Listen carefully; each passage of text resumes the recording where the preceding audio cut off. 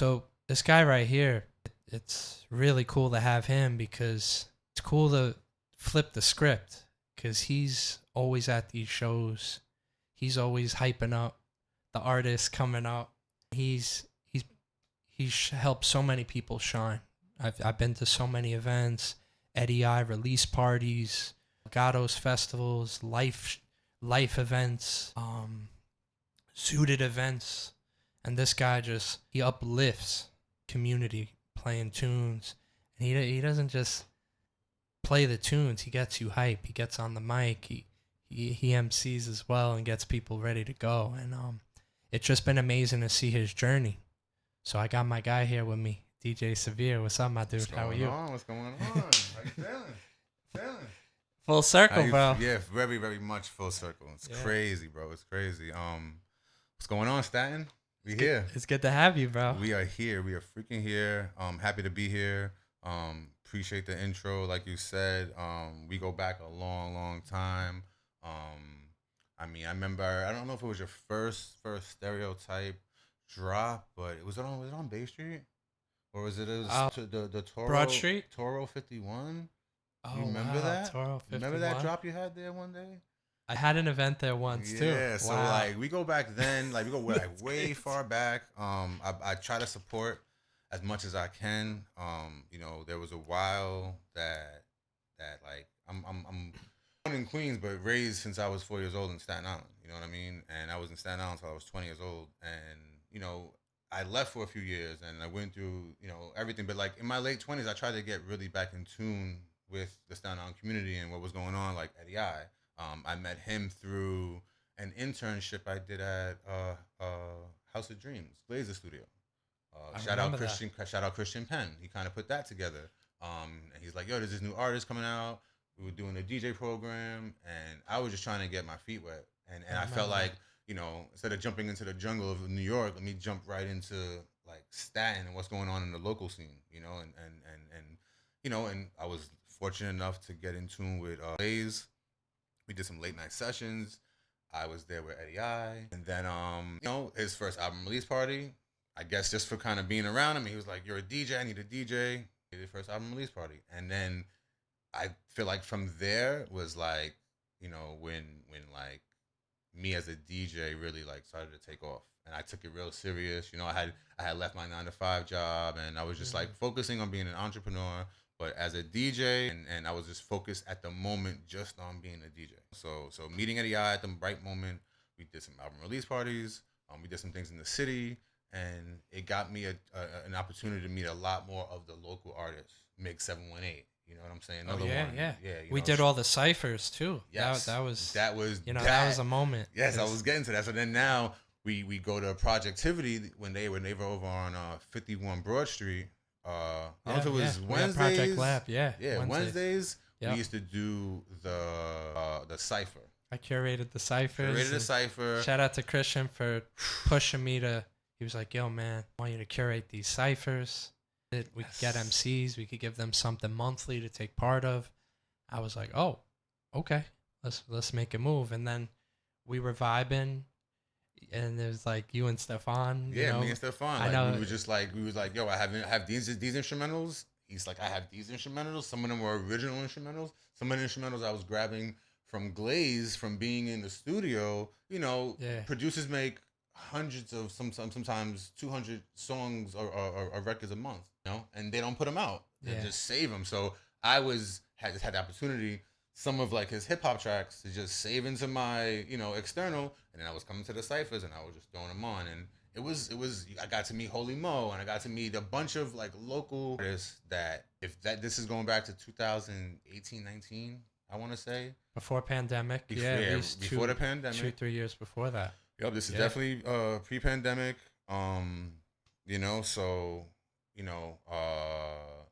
That was just like a great time. I feel like a special for time. Local artists, it gave them somewhere to go to on a Wednesday night. They had a trouble, come watch other local artists, get a freestyle on, or sometimes they had their written raps, But yeah, bro, thanks. Shout out to you guys for that. That was dope. Oh man, those are just amazing times, and it's just been amazing to just see everyone flourish from those points, and here we are. I did private parties throughout my 20s. You know, I was a mailman in the beginning of my 20s, and then I was working for the Board of Ed for a while. But behind the scenes, I was always DJing. But it was more just private events. I really wasn't doing the clubs, local Staten Island bars, and Three Lounge, and afternoons when it was that, and the Big Nose Kate's. I might have DJed there once or twice. Beer Goggles. But we're going back to, like, again, the early 20s. I was focused on my 9 to 5 and then the private events, because I would make money doing private events. I go to a bar on Staten Island or a little small club, and they offer me $150 to DJ for 4 hours. You know what I'm saying? So, which sometimes I didn't mind, but again, it was, if I had a private gig or if I'm gonna do a bar, for 10% of the total, bill for the night, which it just made sense to do the private gigs. But in doing those private gigs, it gave me a lot of time to, like, the event organization. And what I do now with the event planning, that all helps, because I break down my events hour by hour, and it takes time to get it right. Shout out Lifted Lounge, my guy Sal, Danny Green, Blazer Glory, of Ben All Caps. But we have multiple meetings about these events that go down, like, sometimes on a weekly basis. And we sit there and we talk and we figure out who's going to be the featured guest and this and that and what time are they coming, what time it's all planned out. If you don't have some type of plan, I mean, fortunately, you're probably going to fail. But if you plan accordingly, I mean, just sometimes it comes into where it's a copy and paste situation. You already have the whole outline. Now it's just filling in the blanks for the next party. Exactly. I feel like that's real. The more you plan, the better execution you have. And you'll make it worth it. Brian Tracy said this. I liked it. It was for every minute of planning, you save 10 minutes in executing. Starting from scratch, because I know so many people in the education scene get the benefits, get the pension, you get the summers off, you get all these things that are very hard to let go. 100%. But here you are. You love the craft of spinning and DJing. You get a little taste, but you're doing internships, you're doing these gigs, probably paying dues. Yeah. And then you kind of take a jump from, because you said you were a postal worker, and then you said you were also in the school. Yeah. What made you just say, okay, I'm good, time to go here? Honestly, I read a book. I read 2 books. The first one was The 4 Agreements. Yeah, that book, kind of like changed my life, where I look at things, try to live a certain way. It's not easy, but that book changed my life. Oh, sorry. And then I forget. I don't know if it was my sister or my mother, but they gave me the Steve Harvey book, Jump. He said he took the Jump, so they gave me this book, Jump. And I don't read books. I'm not a book reader at all. I read a lot. I read a lot of the paper and a lot of, like, articles, and I stay in tune with Wall Street Journal and the Post and whatever, New York Times. But I don't read books. So I read this book, and then Steve Harvey I wasn't like a big huge fan of him and nothing like that. He had the other book of Men Are From Mars and Women Are From Venus, right? It was a big hit. But again, I was never like a fan that much of his. You know what I'm saying? And I read the book, and I was like, wow, like, it's time. A lot of things that he had went through in his life, being homeless in his 30s, and just like trying to figure out, and just not happy with life, and like all the things are going on, and even like when he was not at his climax, right? But when he was on that grind, and he was like doing like the Kings of Comedy, he still wasn't really making money. Like, that was like a shot that they took, and he got picked. So, but again, it's the grind. It's the things that people don't see, right? So when I read that book and I finished it, I'm like, it's time. That's what time it was for me. It was like I was waking up at 6 a.m, getting to work at 7:30, 8, and then I wasn't getting home till 7, 8 at night, because I chose to work with an after-school program and this and that, and it was just like I was working in Brooklyn. I started in Queens. I moved to I started working in Brooklyn. I couldn't get into Staten because of it's a lot of dedication of time and effort. So it's travel, all that, and the grind. Shout out to all my people in the education system, the teachers, the paras, the principals. I know so many of you, and Shout out my girl My Nina. hat She's a goes off teacher. to I all of you. respect it. Yeah, man. I 'Cause totally I give her the respect to a lot of teachers. I see patience. what she goes through on a daily basis. I know what I used to go through on a daily basis. I wasn't a teacher, you know what I'm saying? But it takes a lot, you know, and I respect it, and I love what she does. I love what they do. I'm friends with a lot of teachers now, you know what I'm saying? But yeah, bro, Took the jump. I finally took the jump, and I was just like, you know, I'm gonna dedicate. Now remember, this is 2019 ish. Yeah. I'm gonna dedicate take the tell them I'm leaving in 2 weeks. It's like what happened, and I said I need to just start booking gigs. Like I need to just start DJing and get really really in tune with the DJing and with like either whether it was a showcase event or you know it was a brunch, this and that, and that's what happened. I started to get in tune with like you know DJing. I was doing the brunches, I was doing the parties in the city, and I was doing a few clubs, and then I think the last event I did was a brunch with Drewski from High 97. Shout out High 97. Because I was on my way to do an internship there right before the pandemic started, but it just didn't happen, you know? And Gotcha. again, everything happens for a reason. Yes. Right? I still have my connections there. I still know people there. I always will, but maybe it just wasn't what Wasn't the right thing yeah, at it the right wasn't it wasn't time. what I should have been doing and you know, it switched me up and That's real, man. pandemic hit and Yeah, what do you do at that point? Because here you are. oh man. You're all in. All in. You know, I hope they have savings, but I don't know. I hope. But that's a scary time because I remember I was doing stuff at schools. I had clients, and it literally got shot in the foot down to like I lost 95% of my gigs. Yeah. I was. So what do you do at that point? Because you're mostly spinning, you're playing. Of course. You know, you're doing all these shows at events, and now all of a sudden it's like, all right, Now it stops. And the doors are locked, and no one could get anywhere. and this is when I knew it was up was when I was in my living room. I had an apartment in Jersey at the time. I was in my living room and I got booked to DJ virtual prom. If that was the year that the pandemic started. So the pandemic was like February, March, maybe around.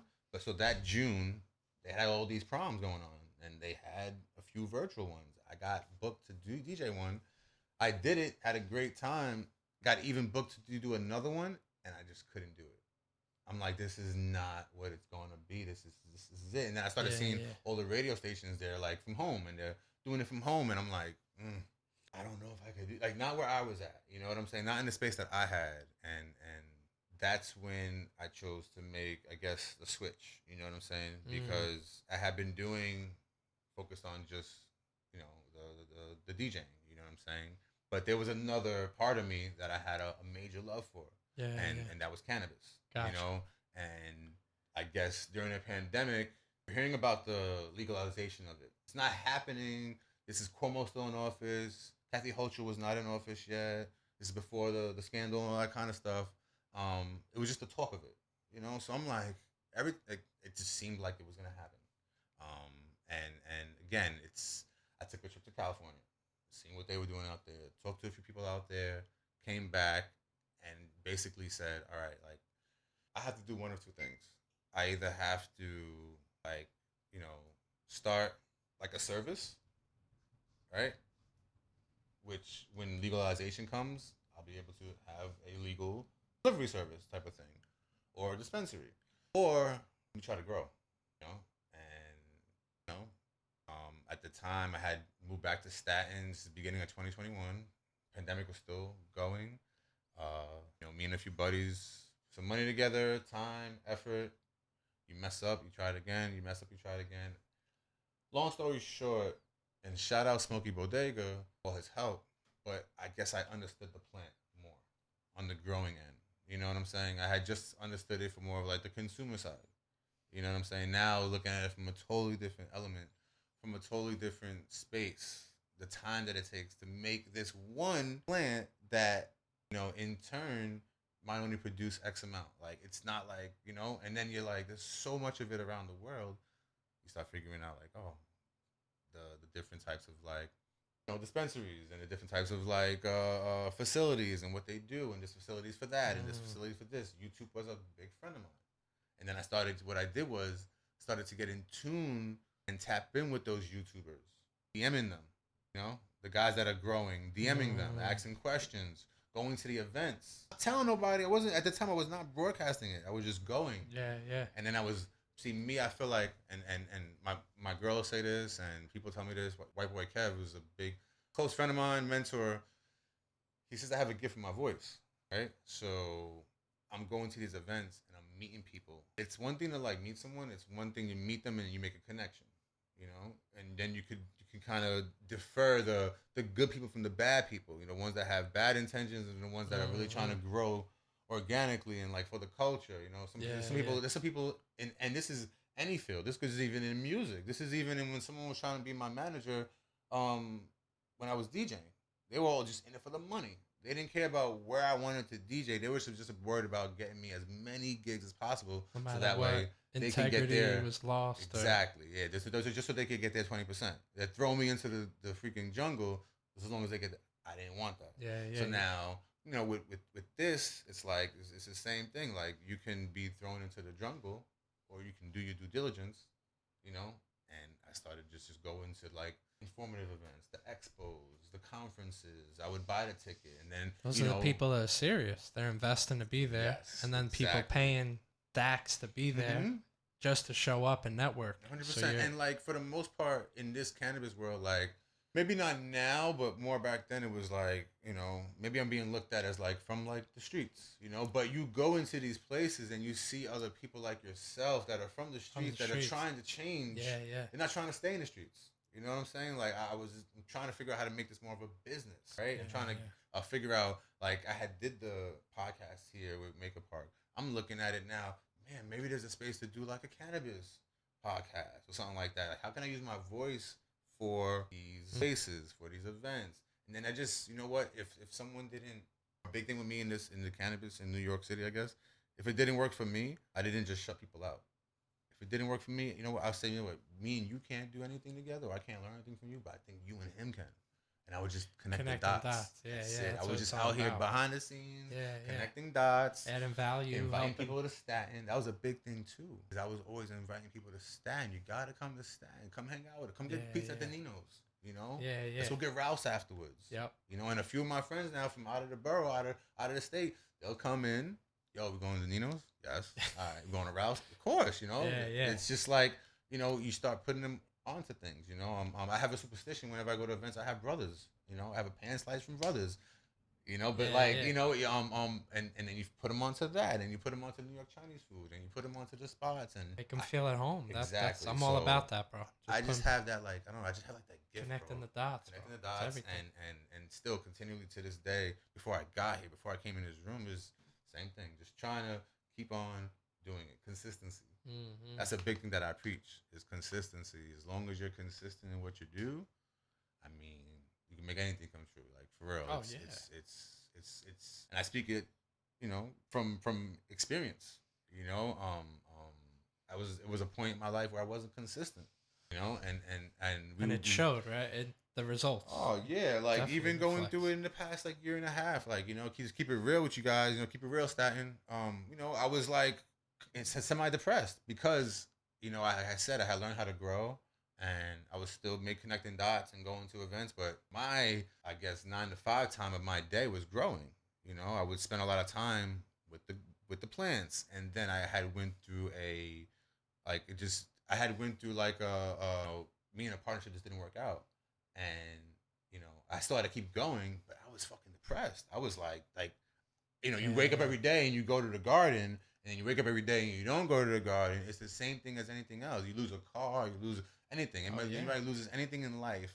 If you do it for a certain amount of time, it becomes a habit. Now you stop doing it out of nowhere, and you don't have any kind of backup place to do that. You know, like you can get into a car accident, and you get a rental. You know, you might be upset for a little while, but I didn't have the backup, like, room grow number 2. I was just kind of focused in on one. Yeah, you were building that place. Yeah, and we were building it up, and down things happen, and you know, so I got depressed. But you stay in tune with the community, right? And this community is building, and it's becoming a great thing.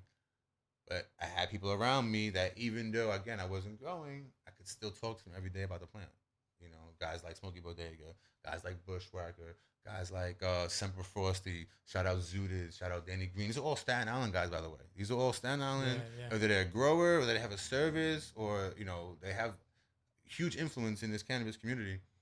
These are all my guys from Staten that in the past few years I've gotten to know better, you know, gotten to know more on a personal level. I can call them for anything, you know. I can call them for a talk, I can call them for a favor. That's real. And it's vice versa. You know, so I just see what's happening in New York City, but I can also tell you that like Staten, yeah, people are paying attention to what's going on in Staten. It has a really, really nice buzz right now.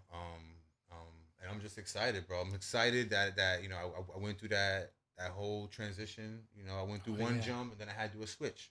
So I jumped and dedicated my life to, you know, DJing and focusing on that. Cannabis in the back burner, like kind of like you know like whatever. And then had to say, wait, I'm gonna have to switch these, and now put cannabis as the front, thing in the back burner, which great.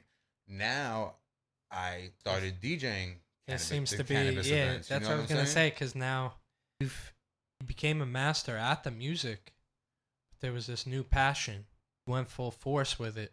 You kind of sacrificed time with your the thing you started with, but you were like, oh, well, I got to really literally plant this garden. Literally. I got to literally spend time in this garden to grow it. Literally. Got to a point where you're becoming a master of this craft.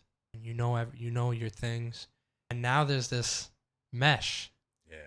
So I know there's this, you've been spinning a lot of these events. Of course. And now it's just like your two loves are kind of connecting. Yep. So that's dope. So like when I went through that whole depression, shout out Sal from Zooted. He basically was like, kick the funk. You gotta get over this shit. He's like, just focus on what you're good at. He's like, you DJ. He's like, you know what? He's like, why don't you DJ one of our lifted events? You know? So I did, maybe it was the 420 event. You know what I'm saying? I did the 420 event. It went well. And then they had their 1 year anniversary. I remember. They had their 1 year anniversary out on Staten. Lifted Lounge?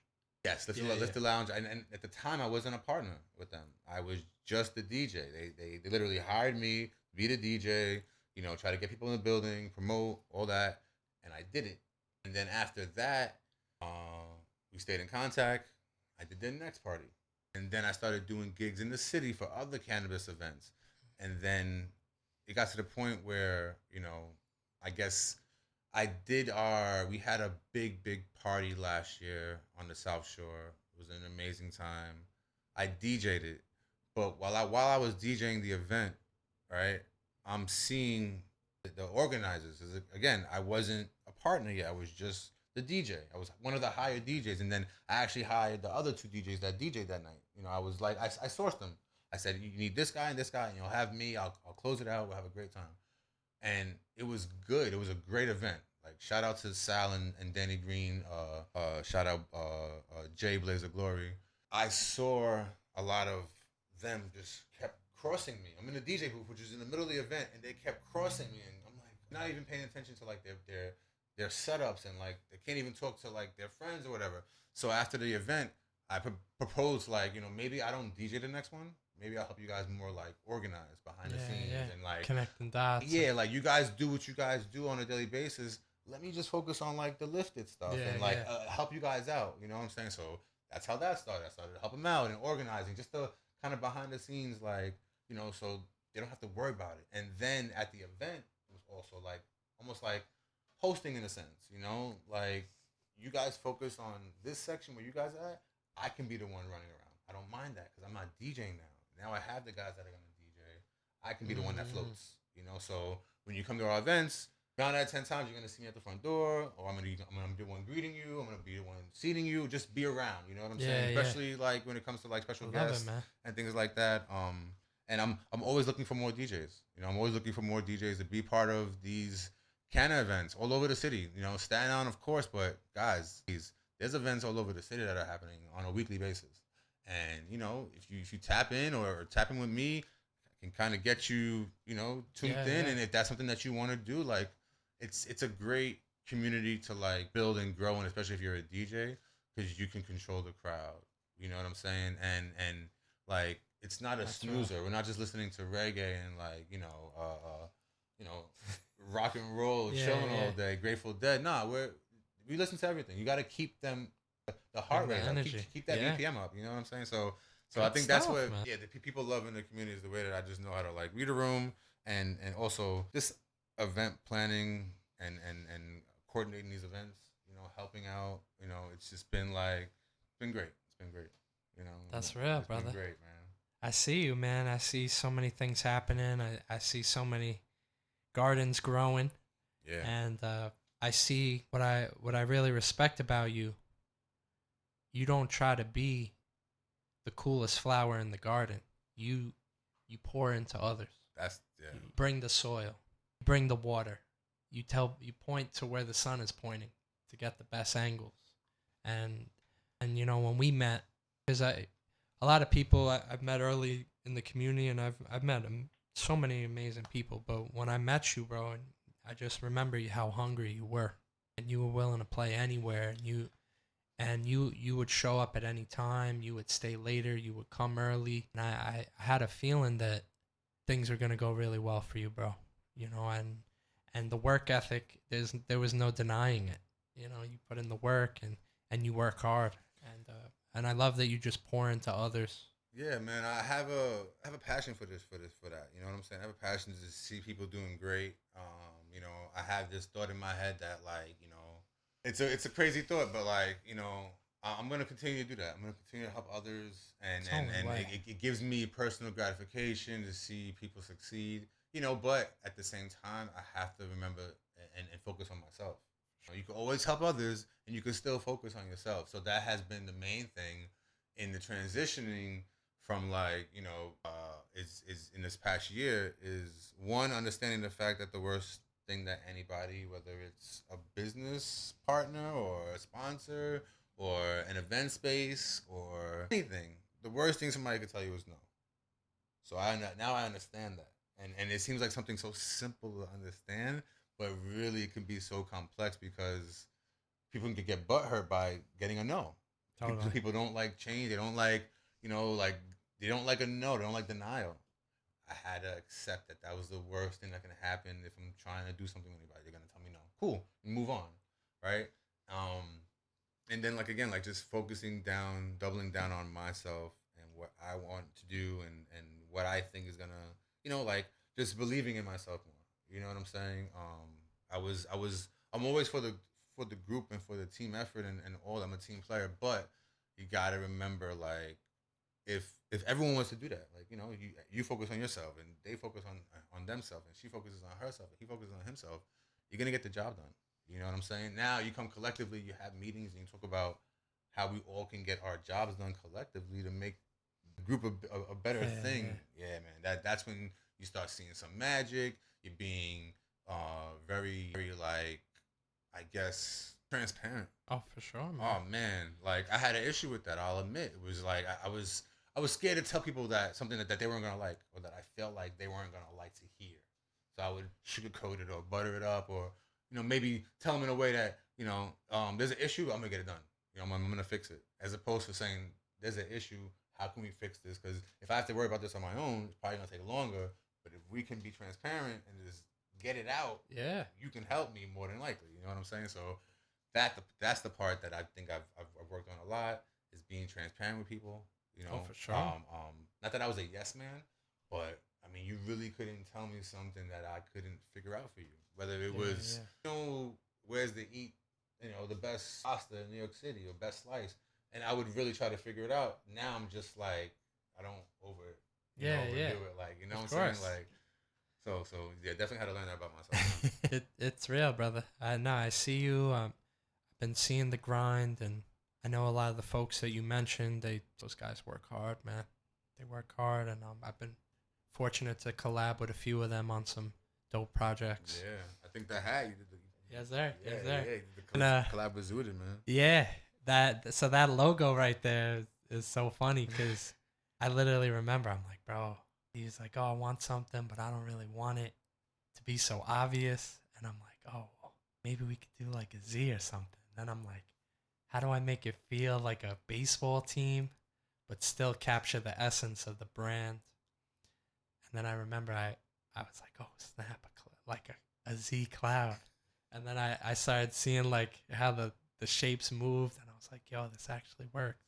And I remember my friend like I always give him the sketches, and then he draws it the way I need it to be. And I remember he sent it, and it looked good, but it was a little thin, the clouds.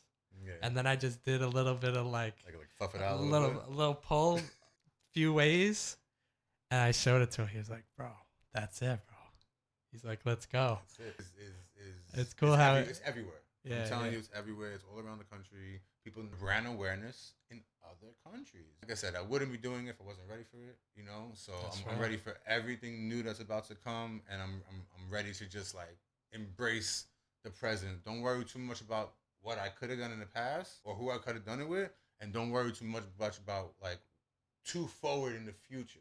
You know, you got to stay right here in like the present and dial in. You know what I'm saying? Before you can really make any other bigger moves or other moves. So important. So what a journey it's been.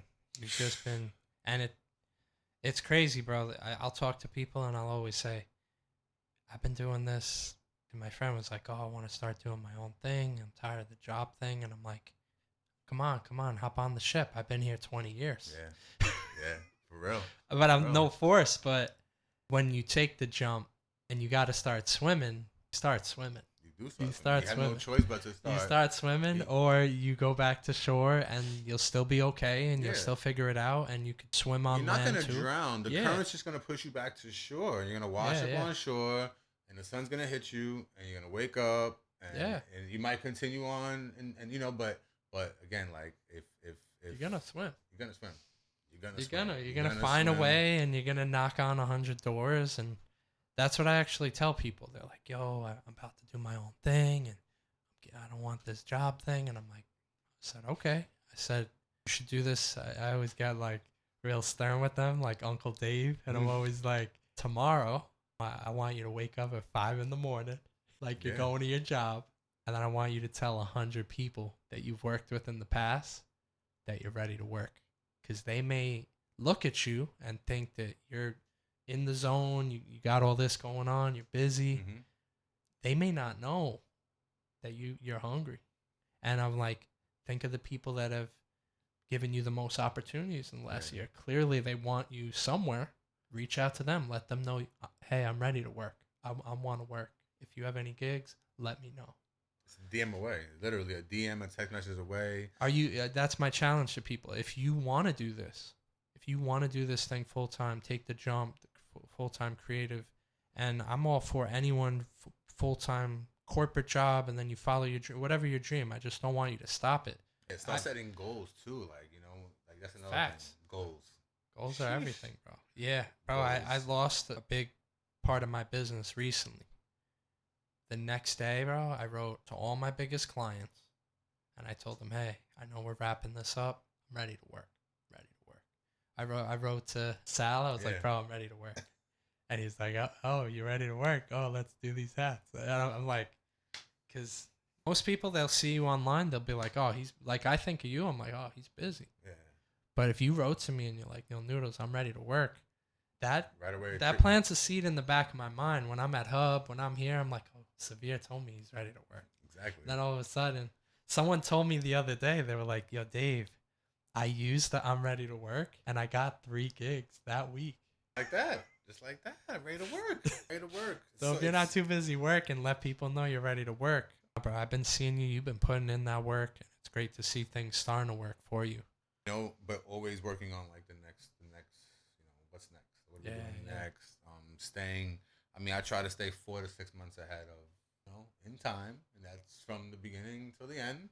And so you gotta think about it. And then only X amount of comes from that. And so it's again, New York City is just in the beginning, but there's a lot of changes that are happening. There's a lot of there's a lot of corruption that happened. We're finding about recently within the state, unfortunately.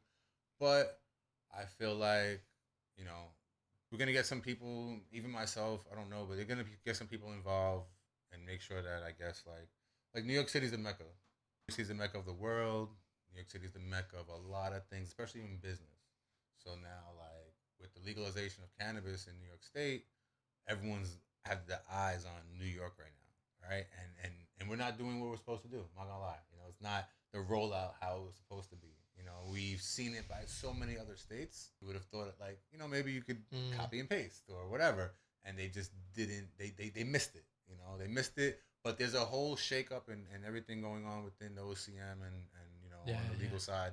I don't want to talk too much about it, but there's a whole, I have this thought in my head that in the next 2 years, everything will be all right, because what they did was they kind of let anybody apply for a license. So you could have been a teacher, a cop, or a grower, and you could apply for a license. So there was no way of seeing who really should have those licenses and really who was doing it again for the money. So I'm trying to keep the culture. But again, there's just some things that got to be fixed, and we're working towards that. Working towards that collaboration over everything, because if you don't collaborate and you don't continue growing with other people, I mean, you'll fall flat on your face. I believe in that so much. You gotta collaborate. You gotta do this. You gotta do events. You gotta bring your styles together. Collabs are everything, bro. Yeah, even brands and companies, a lot of ego has to be put down and say, listen, Zuda got it right now. Let's focus on that. And then once he goes, we all go, type of thing. Yeah. But again, we have to, and that's a lot. It's every borough. It's like these little mini cliques and things like that are starting to form. And I'm trying to come in wait, before it gets too it happens in the hip hop industry and everything. You got the DJ crews and everything. You'll see these DJs just DJ these events and these clubs and these bars and these venues for these stations because it's clicked up. I want to try and avoid that, because I feel like there should be a spread of everything. It shouldn't just. You're not just coming to Staten Island just because for Staten Island flower or cannabis. You're not just going to Brooklyn for that. You should be able to go to Brooklyn and find Staten there. You should be able to come to Staten and find Brooklyn or the Bronx, or all 5 boroughs should have representation within each other. Yeah. Instead of it just being, corporate. That's what they're trying to make this like a corporate thing and turning into it's I don't want to say it turning into a shit show, but it's getting better. You know what I'm saying? And I'll leave it at that, man. I'm just excited to be a part of it. I'm excited that the passion that I have for it my whole life, I'm able to really double down on it. I don't want to get misconstrued that I'm just walking around having meetings and everybody just smoking weed all day. No, we're getting things done. I'm really cool with one of the vice presidents at the THC NYC Museum. We're always doing events there. He did an event with Method Man and his daughter, and she performed, and it was a whole Tecal drop, because Tecal is the legal brand from Colorado that they're going to make so in New York. But they say, things are happening. I'm glad to be even invited or being a part of those events. You know what I'm saying? Because what's happening is if I was Meth's having an event, I feel like all Staten should be there. And when they think of Staten and the cannabis, they're shouting out me, and they're like, oh, you got to be here, and Sal and Nick and this and that. So it's it's good to feel that. We're the Staten crew. You know what I'm saying? That's right. And I want that to build. Yeah. I want there to be more influence in Staten. You know what I'm saying? I want people to either come out of the woodwork, that are really passionate about it, or I want people that, got to figure it out. You know what I'm saying? I want everybody to win. I'm not here to talk about nobody. I don't want anybody to fail. But what I do want people to do, if you're going to be in on this, just try to get as focused as we can. Because I will say, if it wasn't for me focusing on that, I probably wouldn't be as focused as I am now on the cannabis. So yeah, so definitely I have you to thank for that. Always giving me the bookmark. Stop, never stop dreaming, right? Don't stop dreaming. And shout out 5 p.m. because if you never really stopped me in my tracks that day, because I was going, bro, I'm always going. Even before we spoke, I said, I got somewhere to be tonight, whatever. Just trying to figure out my day. If he didn't really stop me and say, hey, what do you really want to do? And I just want to shout out everyone that's given me an opportunity. Shout out Nina for holding me down always, since I really took this shit serious. Shout out again, Sal, Nick, Jay, Ben. Shout out Kim B, Tribe Tokes. Yeah, man. Shout out all my supporters. Shout out all my friends in this game. Shout out all my, people who on a regular basis check in on me, tell me to keep going. I reciprocate that. You know, I'm the type to randomly ask you how you doing, you know, and I don't want to know about your day. I want to like, how's the mental, you know, like let's have that conversation, because the last thing I want to do is, you know, like not check on people that I really care about. And it's you can't check on everyone, you know, especially the more and more you grow and you meet people, it's like you can't check on everyone, but people reciprocate a certain type of energy to you, and you give that same reciprocation back. You know what I'm saying? So like, I pay attention to everything. I'm very fortunate for the people I have in my corner, and I'm very fortunate for the people that I have met, and you know, like, I don't want to say take a shot with me, but just they open their, you know, open their arms, and that's hard nowadays. You know what I'm saying? Like, it's very Facts. hard to kind of like, you know, just open your arms to someone brand new. But again, you keep it real, you be real. You know, people can spot that fake shit from a mile away, like, you know, and that's one thing that I try not to like ever have people feel like I'm trying to be fake. I try to be as genuine as I can, and I think that has, it's not being too nice. Genuine and too nice are two different things. You know, I keep it genuine and I keep it real, and people appreciate that, and I don't fake nothing. You know what I'm saying? That whole fake it till you make it. Nah, like I'm still Nah, going, still figuring it out every day. You know, it's just you have the right support cast around you, and it makes things a lot easier. You know, that's real, brother. word. What a journey, and I feel like you're just getting started. Yeah, it's word, bro. It's crazy. I love to see it. I love to see everyone that's shining out here. I love to see everyone that's grinding out here. And like I said, if you need to reach out, hit my DM. Yeah, I'm down to collaborate. Brother, keep doing your thing, keep shining, and don't stop dreaming, my brother. Ah, thank you, bro. Get it.